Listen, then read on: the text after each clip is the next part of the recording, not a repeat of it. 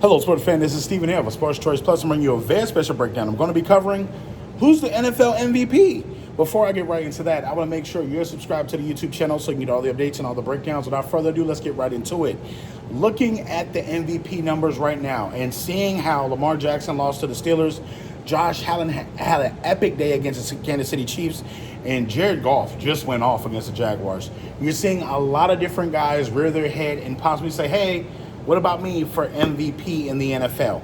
A lot of quarterbacks have been making their mark, and you got to think from the standpoint, you don't know who is who just yet. But I will say, pump your brakes. Even though Josh Allen had a spectacular day against the Chiefs, it wasn't really a big numbers day overall as far as just the best we've seen, but it was more the will. Him willing his team, the big fourth down run, 4th and 2, and then taking it to the house. You saw him late when they needed a play, using his legs, using his arm. You saw the offensive line stepping up against the Chiefs and doing what they needed to do so he can have that great day. And you also saw Lamar Jackson struggle against a Steelers team that he has to get over the hump for. There's times where he has pretty good games against the Steelers, but they still lose.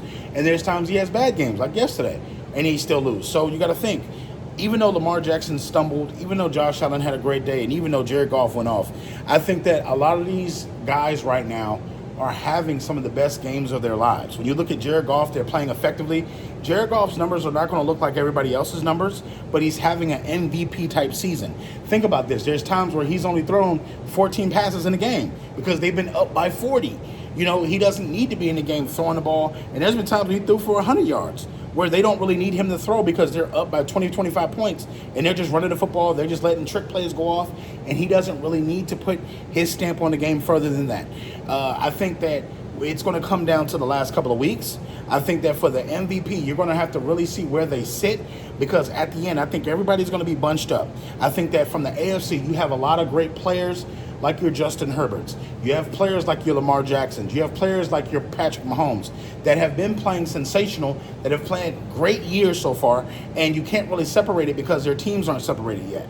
I think when it's all said and done, Russell Wilson may tap in, say, hey, I didn't start the season, but I'm here for an MVP vote. You have a couple of different players that can chime in and do the same thing. So I think when it's all said and done, it's going to be closer. But as of right now, I still have Lamar Jackson, who's had more of a complete overall year, and you think about the complete passer rating, the perfect passer ratings for a couple of games.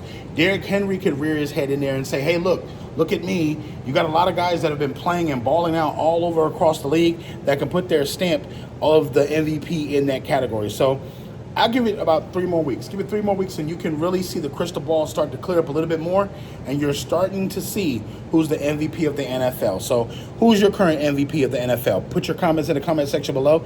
Definitely check out Sports Choice Plus, and we'll see you in the next episode.